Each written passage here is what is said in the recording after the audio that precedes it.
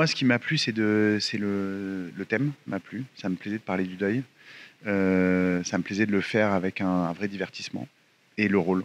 J'avais envie de passer par ces émotions. Et moi, ce qui m'a plu, bien sûr, ça a été l'aspect fantastique de la série, qui est un thème assez important dedans, et aussi le parallèle qui est fait avec le deuil tout du long, quoi, qu'on voit rarement, et donc j'avais envie de jouer ces deux côtés que vit le personnage de Wendy, le deuil et en même temps avoir à affronter des événements assez spéciaux. Et le rôle de Wendy, forcément, m'a beaucoup parlé.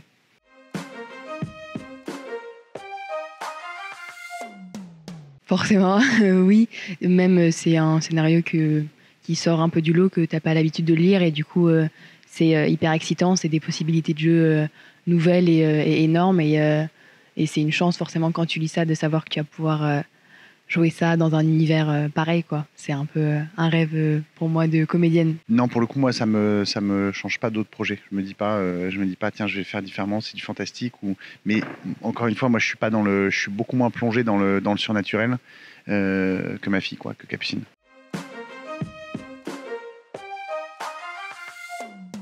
Ouais, c'est impossible de pas y penser à partir du moment où il y a un groupe d'adolescents et qu'il y a du surnaturel. Après, je l'ai pas lu en y pensant. J'ai pas eu ça. Pareil, forcément, c'est devenu un peu une référence, Stranger Things. Donc, quand tu penses à un univers assez surnaturel, une série qui a très bien marché, forcément, ça te vient en tête au début. Mais après, forcément, tu as la volonté de t'en détacher aussi, parce que c'est une autre histoire et tu as envie de raconter d'autres rôles. Et il y a une place à une histoire sensible à côté qui est assez différente, je trouve, quoi. Mais ouais, t'y penses, mais t'as envie de faire autre chose.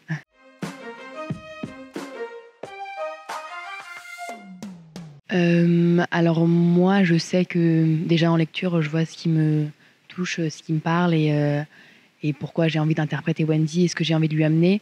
Et ensuite, j'ai pu discuter du scénario avec le réalisateur, David Oureg, qui a pu me donner ses idées claires et où il voulait m'emmener, ce qui était important par épisode. On s'est vraiment parlé de chaque séquence et par épisode, ce qui ressortait à tout niveau de ses relations, que ce soit avec ses amis, avec son père, le rapport au deuil, et de lui, ce qu'il allait mettre en scène et comment ça allait se faire. Et ensuite, on a pu faire des lectures, et en lecture, tu reçois aussi beaucoup de choses des autres acteurs. C'est la première fois que tu les rencontres, que j'ai vu Guillaume, que j'ai vu celle qui jouait ma mère, mes amis, et du coup, là, c'est là que les premières énergies se dégagent vraiment et que tu en apprends beaucoup. Et après, tu as le travail que toi, tu fais derrière, en amont, sur ce que tu as envie de donner au personnage, sur ce qui va te nourrir tout au long du projet. Et voilà. Moi, j'ai toujours le truc de quand je lis, quand je lis, je vois tout de suite ce qui peut se rapprocher de moi, quelle partie de moi peut être Max, et je fais des liens avec ma vie. Donc je me dis, voilà, je vois comment je peux être cet homme-là. J'essaie de voir dans des événements que j'ai pu vivre ce que j'ai ressenti. Je vois si ça correspond et j'en discute au réal. Moi, je fais le truc avant et puis ensuite je lui propose une version. Voilà ce que je pense de lui. Voilà comment je peux être lui. Et si ça correspond à sa vision, c'est cool. Et sinon, on travaille. Je l'insulte pour qu'il soit d'accord avec moi. Et une fois qu'il est d'accord avec moi, je fais OK, on y va. Je suis hyper content qu'on ait trouvé un chemin, un terrain d'entente. Et voilà. Ouais, non, il faut absolument insulter les gens. Ouais, il faut être violent. C'est comme ça. En 2023, maintenant, c'est ça qui se passe. Mais t'as vu, alors que, au final, la violence.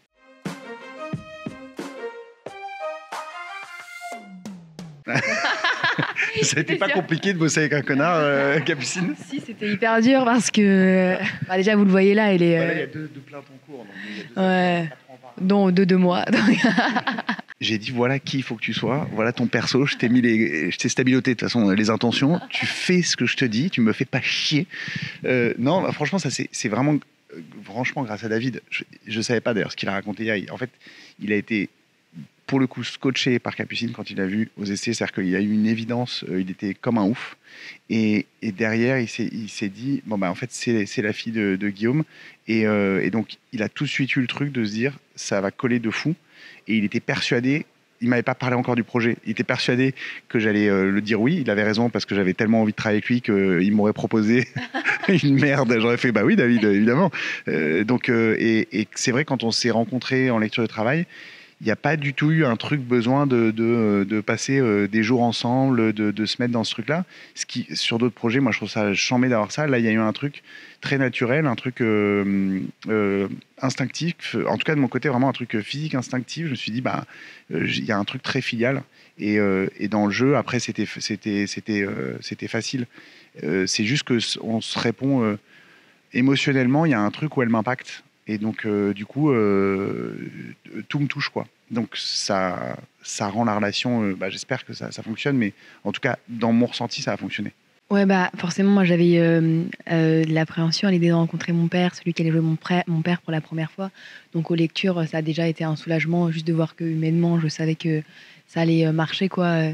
Enfin, il égale un truc où il est cool, il est bienveillant, tu sais jamais comment va être quelqu'un, donc ça met les premières bases.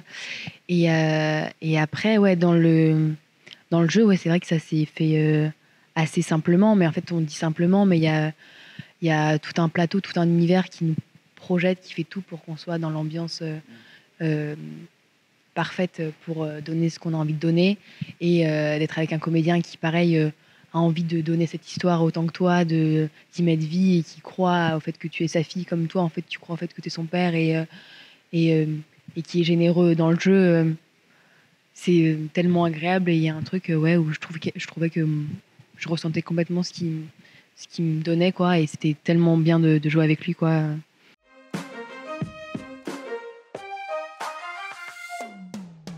Moi, je sais que, bah, premièrement, comme c'était mon rôle le- sur une plus longue durée, c'était premièrement ça, de vouloir tenir Wendy et lui faire honneur tout au long de la série.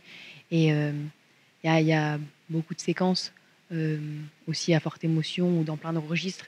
Et de rester Wendy à chaque instant, de rester dans le personnage qu'on avait construit avec David et avec tout le monde, mais vraiment ce qu'on s'était dit pour ce personnage-là. Et en tant que comédienne, du coup, sur cette durée-là, ça a été le premier défi que je me suis mis en tête. Et ensuite, un défi de faire vraiment croire à cet univers surnaturel, moi et mes amis en premier lieu, parce qu'on est les trois premiers confrontés, quoi. Et après, c'était pas un défi, j'ai fait ça avec joie et c'était pas ce qui était le plus dur. Des fois, souvent, ce que tu penses qui va être un défi, c'est celui qui ne l'est pas, et c'est quand tu te retrouves dans des séquences où tu t'y attends pas, t'es là. Et tu te retrouves, tu te dis, oula, qu'est-ce qui se passe? Pourquoi est-ce qu'on est en train de galérer sur ça? Là où tu te dis, ça va être compliqué, et t'arrives, et en fait, comme t'es stressé, t'as surtravaillé un truc ou j'en sais rien, et tout le monde se clique bien parfaitement, et c'est ça aussi qui fait la magie, quoi. Mais en défi, voilà, et il y a des combats avec une créature. J'irais des films, on a, pareil, du coup, on les a travaillés en amont pour que en jeu, je puisse jouer parce qu'on a chorégraphié des mouvements, etc. Et donc, physiquement, j'avais envie que ce soit bien et que ce soit clair en intention ce qu'on voulait faire, quoi. Non, c'est marrant, c'est vraiment ce que tu dis. Tu as des moments où tu te dis, cette scène, tu regardes ta journée, tu fais, ouais, celle-là, elle est puissante, il faut que. Et en fait, tu rentres dedans et le truc se fait en quelques prises, tu te connectes et du coup, tout vient, les émotions, ça t'impose, ça s'impose. Tu as des scènes qui sont informatives à des moments, tu vois, des scènes Et en fait, finalement, comme il n'y a pas un truc très fort ou une intention très forte, tu peux galérer sur une scène, mais vraiment, tu te dis, mais c'est pas possible, là, c'est vraiment, vas-y, dis ton texte, quoi. Mais après, il y a quand même un truc, c'est que c'est rare une série où, tu l'as dit hier d'ailleurs, t'as une ou deux scènes fortes, même parfois dans ta semaine, des scènes très très chargées en émotions.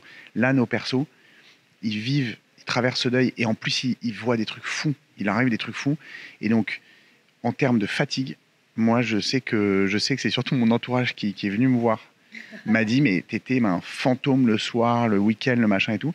Et en fait, ce qui est vrai, c'est que on passait des journées à se charger de choses où tu fais. Et en fait, donc c'était très très fatigant par rapport à d'autres projets où t'as des respirations. À des moments, ton personnage il est un peu plus cool. Là, on est tendu par l'action, par les émotions et tout. Donc, c'est un gros challenge en fait de fatigue émotionnelle, quoi. De fatigue émotionnelle.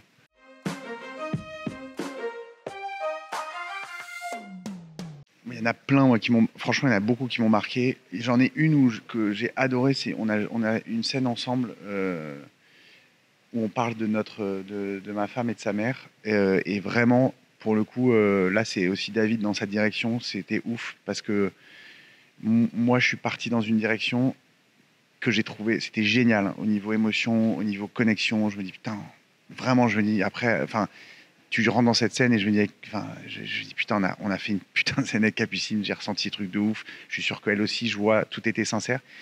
Et il vient me voir et il me dit, ok, c'est pas ça. Et donc là, toi, quand tu ressens le truc, déjà, tu fais, ah, ok. Et il me dit, tu parles à ta fille et tu peux pas craquer comme ça. Et d'un coup, il y a eu un truc, vraiment, 2 secondes, je dis, ok, vas-y, on retourne au truc. Et là, vraiment, j'ai parlé à ma fille. Et là, ça n'a plus rien à voir. Et en même temps, les émotions sont... Et vraiment, il m'a donné la bonne direction, mon truc. Et la scène, je trouve que du coup, elle s'est envolée. Je vois ce qu'il veut dire totalement. Et là, j'étais plus dans... Moi, comment je l'aurais vécu. Et je n'étais pas assez remis dans notre relation. Et ça a beaucoup changé. Donc cette scène, je la garde en mémoire parce que le ressenti était ouf. Et je me dis, putain, quelle importance d'avoir un bon directeur d'acteur. Quelle importance. Ouais, surtout qu'il voit des choses que nous, on ne voit pas. Il voit aussi un truc dans la globalité. Et c'est vrai que c'est là où c'est intéressant, le métier de réalisateur, pour nous donner les touches.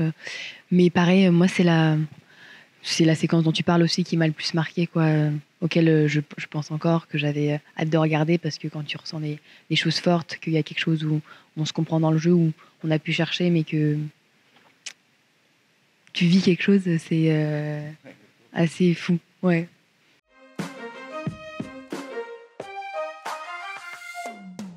Ouais, carrément. Enfin, ça dépend ce que serait la saison 2. En fait, j'ai répondu très vite. Déjà, j'ai hâte que les gens découvrent la saison 1. Et ça dépendrait de ce qui serait raconté. Mais en tout cas, surtout avec cette équipe-là, les comédiens, le réalisateur et à l'écriture, Bastien Dartois et toute l'équipe. Voilà. En tout cas, moi, j'ai adoré faire Wendy, donc j'adorerais... je suis encore hyper attachée à ce personnage et du coup, j'adorerais la voir ailleurs, la propulser dans d'autres endroits. Quoique, elle a vécu pas mal de choses, donc c'est vrai que quand on nous a fait aborder le sujet de la saison 2, je me disais, qu'est-ce qu'elle peut vivre de plus au début? Mais en fait, il y a toujours tellement plein de possibilités. Voilà, comme tu disais tout à l'heure par rapport à Arrivage, t'as jamais envie qu'une série que t'aimes soit aussi déceptive après si ça continue, quoi. Mais ouais, je serais partante. Ouais, franchement, oui. Au départ, non. Quand on en a parlé, je ne dis pas du tout. On a raconté une histoire qui est tellement forte. Et après, ils m'ont juste dit, tiens, ça pourrait être ça. Et tu dis, ah, ils ont un autre thème qui est ouf à traiter. Donc ces personnages pourraient être... Ça peut être ouf. La saison 1, vous l'oubliez, elle est déjà nulle. Non, mais ouais, voilà.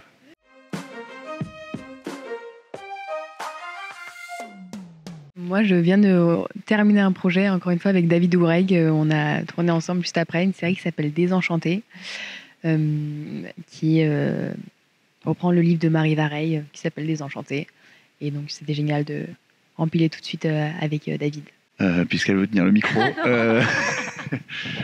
Non, il y a ça il y a là cette sortie. J'ai un Escort Boys 2 qui sort en juin et je commence une série sur des adultes qui passent le bac et donc qui se retrouvent en classe. Il y a une école comme ça à Paris et donc il y a plein de profils différents. T'as des réfugiés qui viennent passer le bac, t'as des gens qui sont à un niveau, qui ont besoin pour le niveau supérieur d'avoir le bac parce qu'ils l'ont jamais eu. T'as des gens qui le passent parce qu'ils ont envie à 40 ans ils se disent putain merde j'ai pas eu mon bac. Et voilà, j'incarne un de ces personnages qui passe le bac à 40 ans.